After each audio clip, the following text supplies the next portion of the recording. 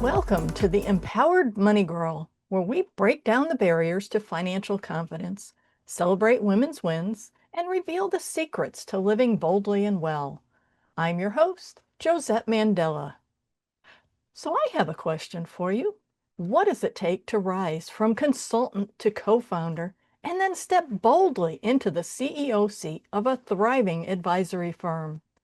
Becca Kohmescher is here to show us how it's done.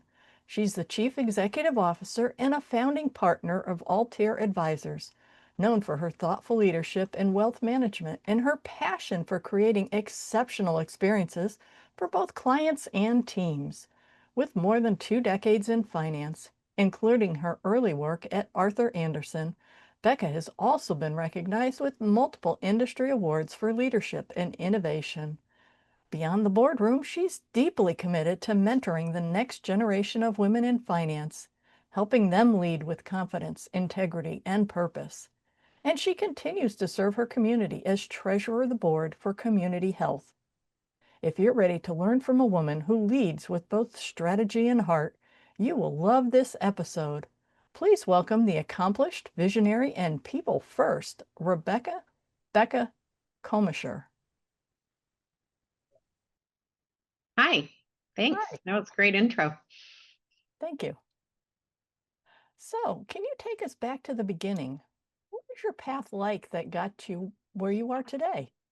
So I started out as an accounting major because I was pretty sure I would have a job and a career path sort of outlined for me, which of course, best laid plans.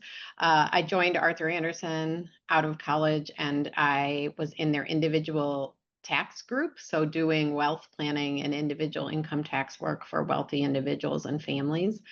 And inside of that group, Andersen had started a registered investment advisor practice in 1994. So I joined there in 1999, and we were providing financial planning and investment advice to the same clients we were doing tax work for. I think from the beginning of my career, something I definitely always give as advice is that I raised my hand for projects that weren't on my day to day. So I had a desk of work and clients assigned to me and work to do. But whenever there was a group project or sort of something that would influence or impact all of the clients of the practice, I wanted to be involved in that committee. I wanted to, I raised my hand to sort of take a role in that. And I think getting that sort of outside of my heads down desk work purview right away really helped me throughout my career.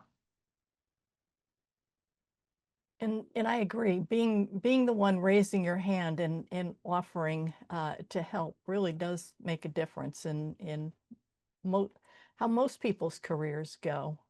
So was there a defining moment when you realized I'm ready to be leading at a higher level? Hmm.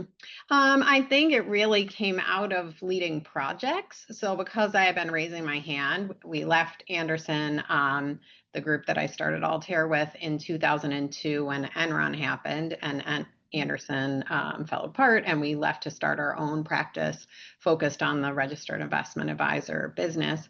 And inside of that organization, I was serving clients at Altair at the beginning, but there was infinite projects we had to do to run a business. And I was constantly raising my hand. Like I helped set up our CRM and note-taking system for clients.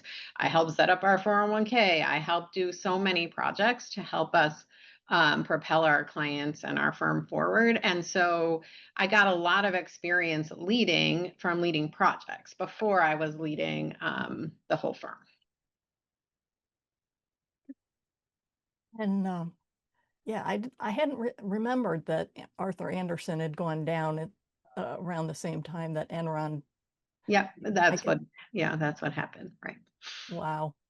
Mhm. Uh, yeah, that was definitely an interesting time in the financial world. Right.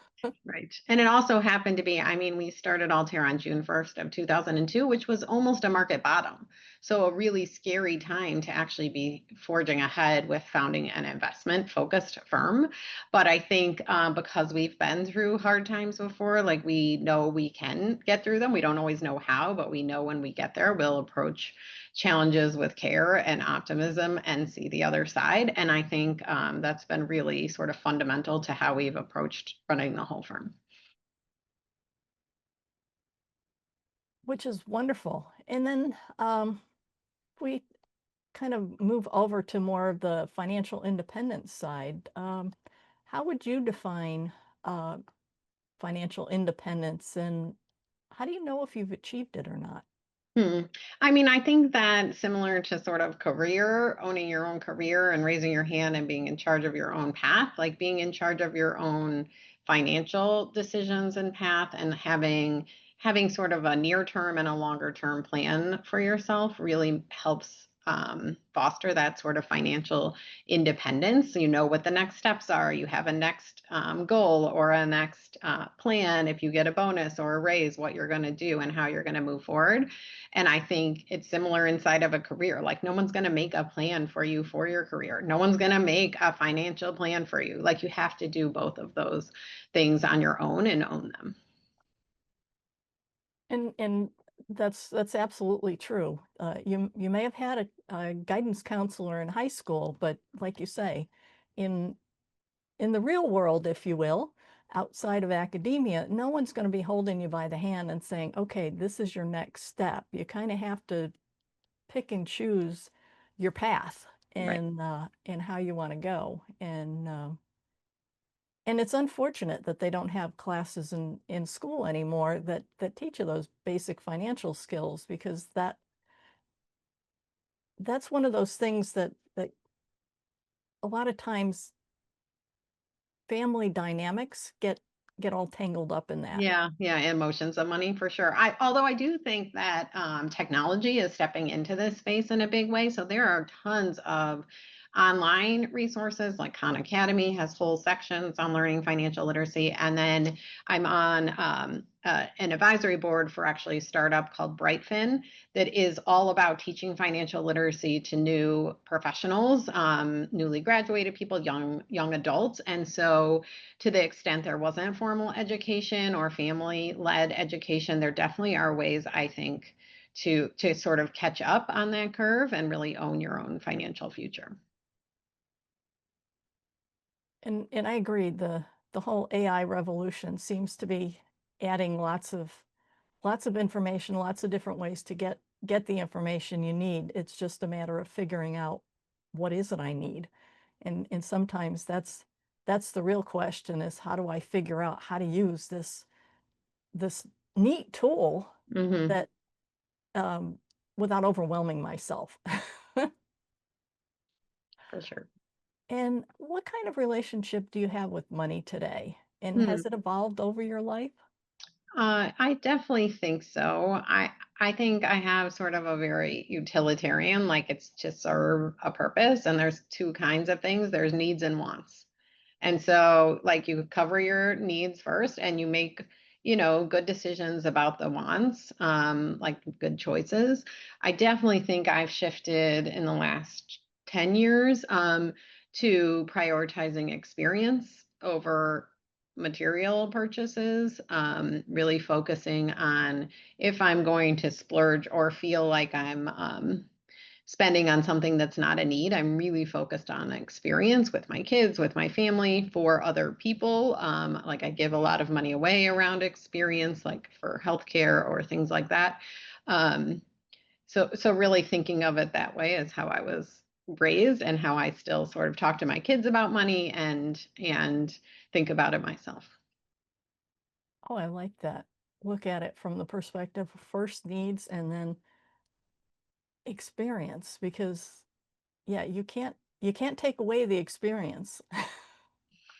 Right. It And lasts much longer. mhm. And so do you actively invest?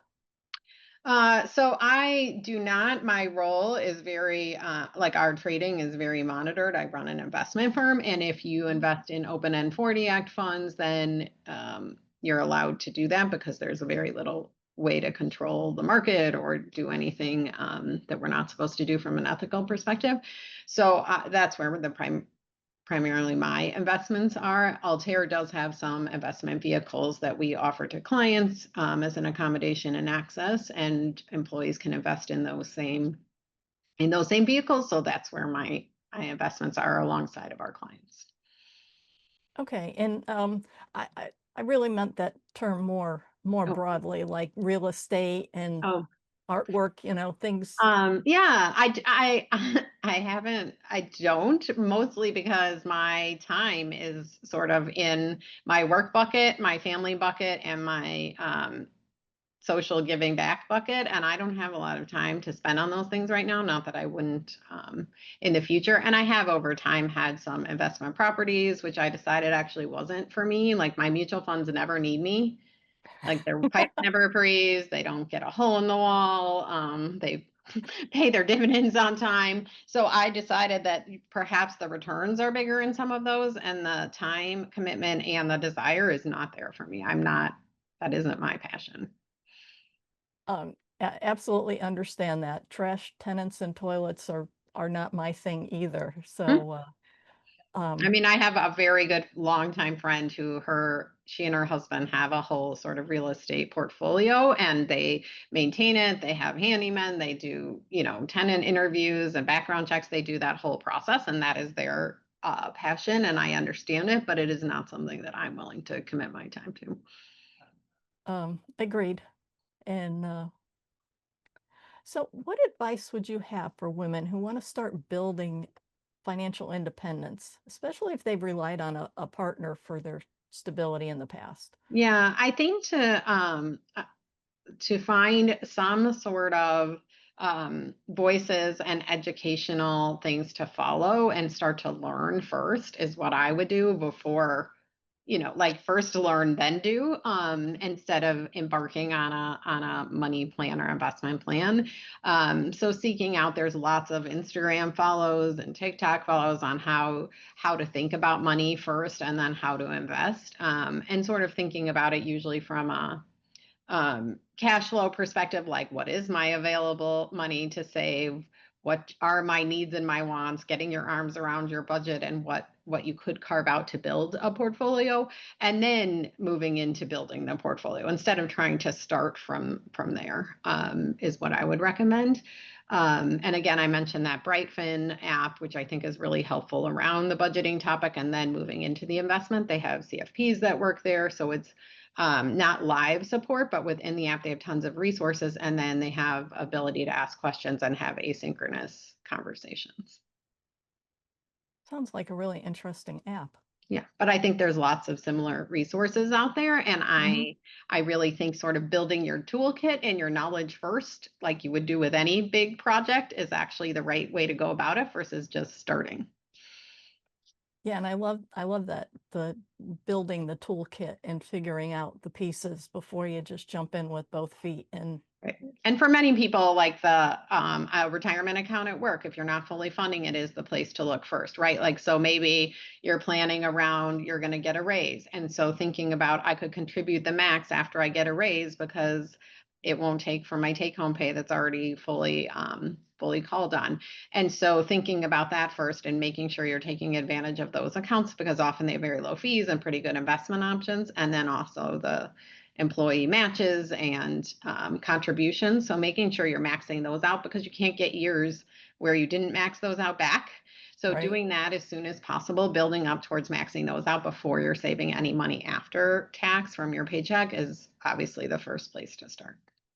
Yeah, and I love that. And most companies today have 401ks. It's not like 30 years ago Right, when companies still right, had pensions and it wasn't something you needed to worry about. You worked somewhere for 30 years and then you right. got the watch and the Yeah, and I Um, think, like, if you're just embarking on this world, like, the fees and the lack of transparency around what you're getting and paying for is really challenging still, and so I think learning some of that in the language would be helpful.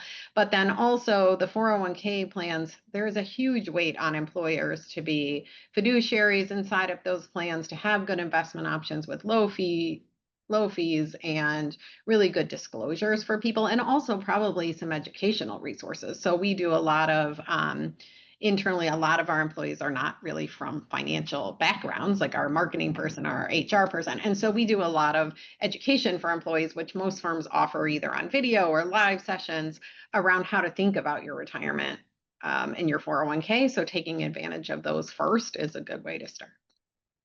yeah, and I love that. I remember years ago when 401k was still kind of a, new thing, and I took the time, like you say, to do the research, figure out how all this worked. And so I was always doing what I could to get the max, especially the employer contribution, like you said, because why not? It's free money. And a number of my coworkers were not participating, and I was like, "What are you, crazy? We're in our 20s. Some of you are in 30s. You got 30 or 40 years for this Mhm. money to accumulate. Now Mhm. is the time to be putting aside. Well, I've got this expense and that expense." And I'm like, "Yes, but do you realize if you only put 1 or 2% into that to get the Right, ball right, rolling and right. wait And then for increase it when you get a raise so it feels like right, found so money. you And don't see the difference in your yeah, paycheck." And that was the crazy thing to me when I dipped my toe in, I only put in 1%. And I realized that my take-home pay, because of the fact that it's tax deferred, didn't change.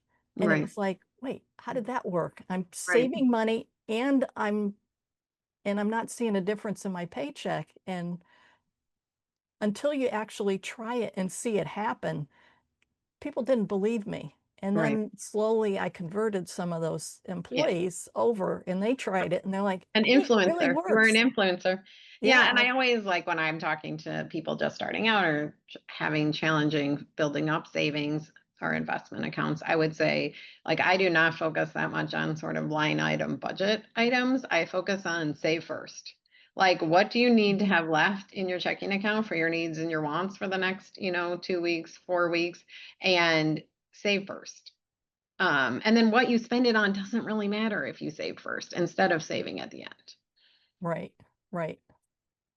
That is definitely true because like you say, it's easy to spend it all and then say what happened versus okay, here's what I absolutely have to pay for, save something for me. Okay, now what I've got left Yeah. will go And towards see if you can make it, right? Like I still yep. do that in some ways. Like what goes into my checking account is what needs to be spent. So if it goes down to zero, that was on purpose. I Hmm. already saved before it went in there. Right. Right. That is such a great thought. So, do you believe that women should always have money of their own? Why or why not? I don't think that women need money of their own sort of legally, but I think involvement in the financial decisions and the language of the family's finances and what are the needs and the wants and the values and where it's going, I think, and understanding it is important. Like everyone, I'm married, and everyone divides up the tasks of a joint life differently. So if that isn't one that's on your plate as the woman, I don't think that's the worst thing. But I think that everyone knows what's on the other person's plate and kind of understands how to do it if they're not home. Like my husband's in charge of laundry, but if he was gone for a week, I could do the laundry. I just don't. So I think having that same kind of knowledge that you could be on the team, that you have who the advisor is or where the accounts are and what the plan is really important. Like you're involved in the big picture decisions, even if you're not involved in the day to day of it.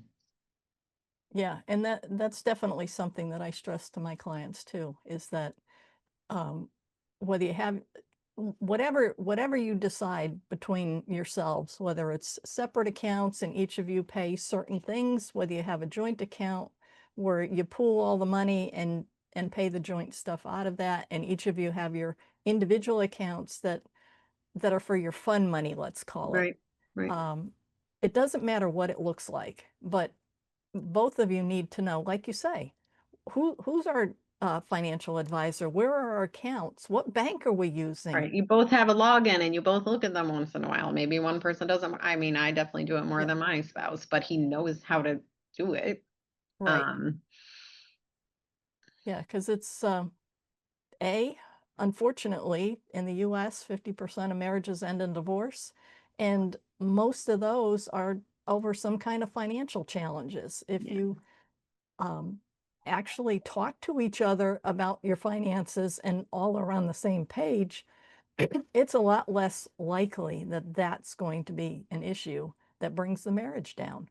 right, right. And I think it's interesting, like, yeah, like you don't have to be doing the thing to are in charge of it within the team to know about it. And I always say the same thing about like you don't have to your kids don't have to know everything about money and everything about the money you have, but like you taught them how to tie their shoes. You should teach them, and you didn't do it in one morning in a 1 hour speech, right? Like you did it in little bits and they learned it over time and then they practiced and then they became proficient. And so like that's how learning works. So if you want to learn any topic or teach any topic, like you have to follow that same path. It's never going to happen in a 1 hour meeting, like in a where you're talking at someone. That isn't going to work. Like it has to be over time. So I think spouses being or partners being on the same page about that, and when the messages they're going to send about money is also important. So even if you're not as interested or technically involved in the investment strategy, like I would think you still want to be involved in the strategy around how are you going to communicate and teach your kids. And and you're absolutely correct. That's so important because why if you've learned all these lessons, why let your kids stumble over the same things that you ran into? Yeah, yeah. And I don't know. I just think in teaching most my kids most things, like I'm like, it's just helpful to pick an easy framework and like repeat it all the time. Like I talk about needs and wants all the time. Like when they come and want money, I'm like, what do you need it for? Is it a need? Like how much do you need and what's the extra part? So my daughter today is going on a field trip for high school to see a musical downtown and she needs money for dinner. And I was like, well, probably $30 is a need. She asked for 50. I'm like, $20 can come from you. You can pay. I'm paying 30. I think that will cover your dinner. If you want more than that, you can pay for it.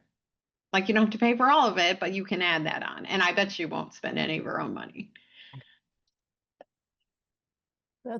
And that's a cool thing too, is that you're teaching them that sometimes you need to negotiate on on things and that'll make it that Oh much yeah. easier We when she's in a negotiate about money all the time.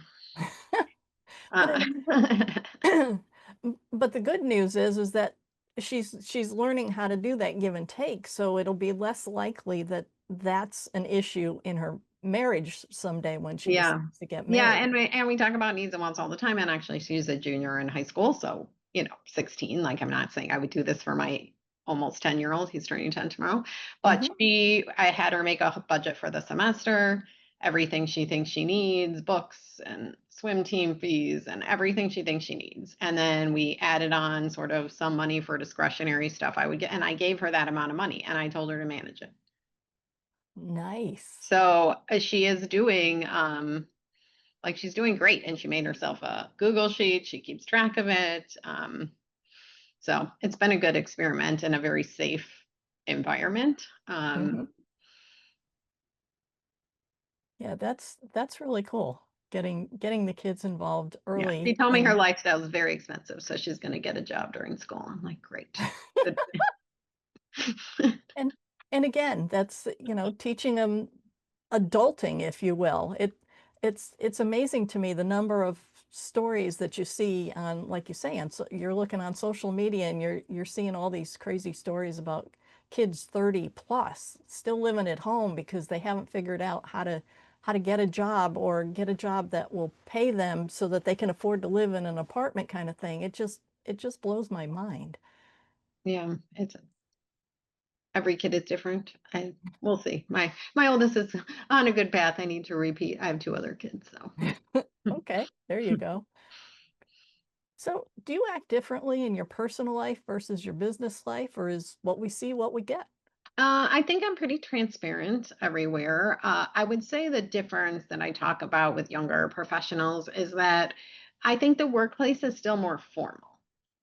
So I would say that's the difference is I definitely have a different level of formality at work. Definitely not as formal as maybe 1980 or something, but it's just a difference in tone, in word choice, in thinking about that, and the things that we connect on are maybe a little different. But as far as what I believe in and value and how I show up and what's important to me, there's no difference.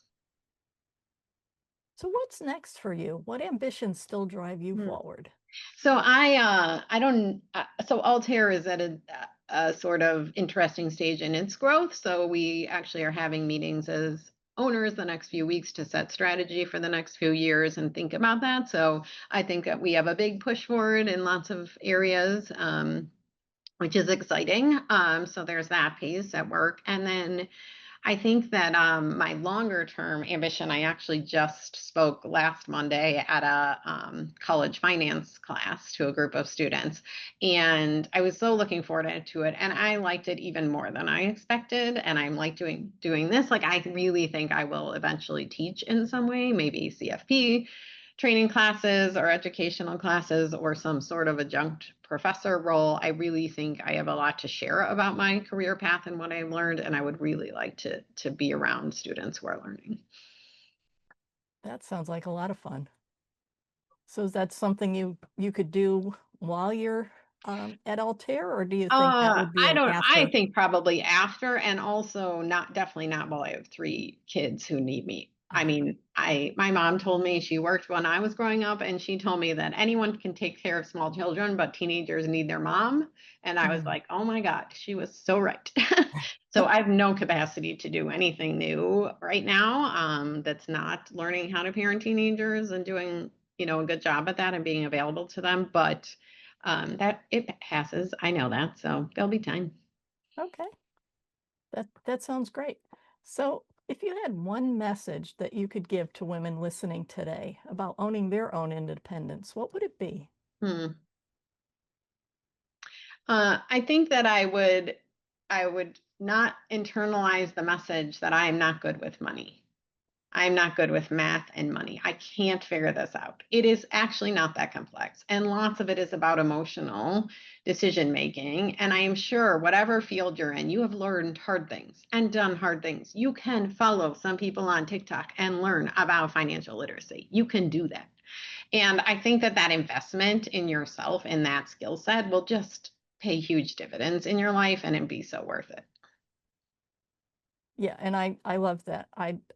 That's that's the kind of woman that I work with a lot is the one that have those mental challenges. And once we I mean, start, I oh, hear it in hiring for Altair, and I went to that finance class to present, and it was 30 students, five more women. And I think it's actually the ultimate sexism that we've allowed to be propagated, which is that women are sexist against ourselves. It's not even coming from the outside, it's coming from ourselves. And I just think that is not true. That is not true, especially in your own money management and your own financial independence and security. Like, really, a lot of the things are about choices and emotions around money. They're really not technical topics. And you can do that. You can learn it. You can be involved in that. agreed. And and and it's amazing to me the number of women that I talk to that still have that almost 1950s vibe around a man is a plan. I know I don't like the math and money is too hard, so I'll just find a man. It's like, no, that's not the answer. Get some education. Hmm. Um, it Right. it just And your relationship will be better for it, honestly. Like, be a better yes, partner on that facet of your life. agreed. So I want to thank you so much for joining us today, and a huge thank you to Becca Kohmescher for sharing her wisdom and energy with us. If you found value in this conversation, please subscribe, leave a review, and share the Empowered Money Girl with your friends. The more we spread these stories, the more women we can empower to live boldly, both financially and every part of life. Until next time, keep thriving. And remember, your journey to empowerment starts with you.